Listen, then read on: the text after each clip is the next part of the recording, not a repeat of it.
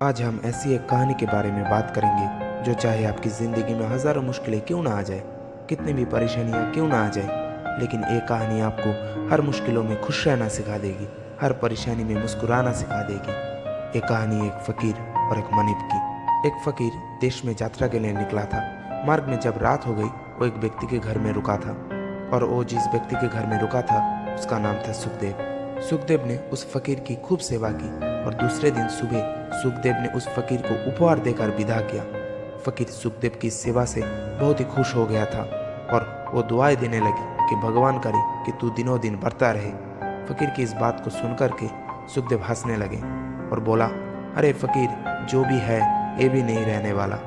फकीर सुखदेव की तरफ देखता रह गया और वहाँ से चला गया। और कुछ ही वर्षों के बाद फकीर जब फिर से यात्रा पे निकला था, उसे सुखदेव की याद आई और वो सुखदेव के घर में गया, पर उस घर में अब सुखदेव नहीं रहता था।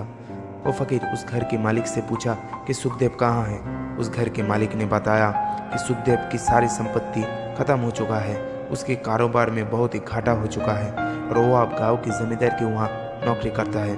वो फकीर सुखदेव से मिलने गया, लेकिन सुखदेव ने अपने अभाव में भी उस फकीर का स्वागत किया।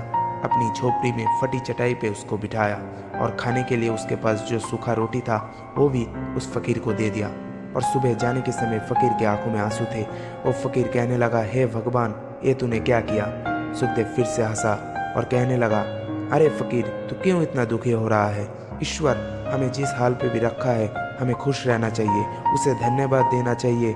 समय सदा बदलता रहता है, और एक बात सुन के जा, ये भी नहीं रहने वाला। फकीर मन ही मन सोचने लगा, मैं तो सिर्फ वेश से फकीर हूँ, लेकिन सच्चा फकीर तो तू है रे सुखदेव। कुछ ही वर्षों के बाद फकीर फिर से यात्रा पे निकला था, और वो जब सुखदेव से मिला तो देखकर हैरान हो गया कि सुखदेव अब तो जमींदारों के भी जमींदार बन चुका था। उसे मालूम पड़ा कि वो जिस जमींदार के वहाँ काम करता था उसका कोई संतान नहीं था, तो वो मरने के समय सुखदेव को उसकी सारी संपत्ति देकर चली गई। फकीर बहुत ही खुश हो गया। सुखदेव से कहा, अच्छा हुआ वो जमाना गुजर गया, भगवान करे कि तू आप ऐसा ही बना रहे। ये सुनकर सुखदेव फिर से हंसने लगा और कहा, फकीर, अभी भी तेरी नादानी नहीं गई। फकीर ने पूछा, क्या ये भी नहीं रहने वाला।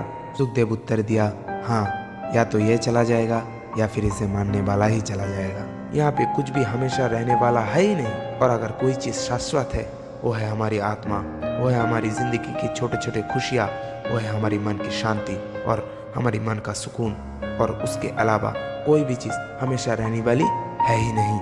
फकीर ने सुखदेव की इस बात को ध्यान से सुना और वहाँ से चला गया। कुछ ही सालों के बाद फकीर जब उस गांव से गुजरा, उसने देखा कि सुखदेव का वो महल तो है, पर सुखदेव नहीं है।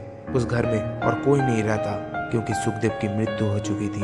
वहाँ पे वो फकीर खड़े खड़े मन ही मन सोच रहा था कि इंसान जिंदगी भर कितना डरता रहता है, रोता रहता है, दुखी होता रहता है। जिन चीज़ों के लिए इंसान तड़पता रहता है, वास्तव में वो चीज़ें हमेशा रहने वाली है ही नहीं, वो सारी चीज़ें बदलने वाली है।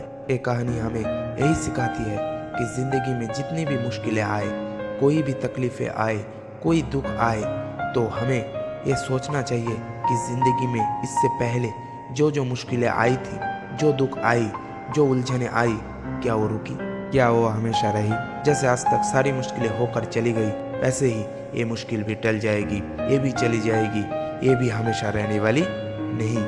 तो आपकी ज़िंदगी में कितने भी दुख क्यों ना हो, कितनी भी बड़ी मुश्किलें क्यों ना हो, आप ये मन में विश्वास रखना कि ये मुश्किलें, ये उलझनें हमेशा रहने वाली नहीं। अगर आपके जीवन में अभी दुख है तो खुशियाँ बहुत ही जल्दी आने वाली है। यही मान के चलो तो ज़िंदगी सुधर जाएगा। ज़िंदगी का असली मज़ा सुख में नहीं मेरे दोस्त, दुख में होता है। तभी दो चीज़ों का पता चलता है, एक इंसान और एक खुद पे, कि खुद पे अपना कितना विश्वास है, और दूसरे इंसान कि कौन सा इंसान आपको सबसे ज़्यादा प्यार करते हैं। क्योंकि जो इंसान ही आपसे प्यार करते हैं या फिर आपकी केयर करते हैं, वही लोग आपकी मुश्किलों के वक्त में भी रहेगा। पर जो इंसान सिर्फ लालच में आपके साथ है, वो कभी आपकी मुश्किलों में नहीं रहेगा। तो डरिए मत, जो भी होता है अच्छे के लिए होता है, क्योंकि कोई भी चीज़ हमेशा रहने वाली है ही नहीं।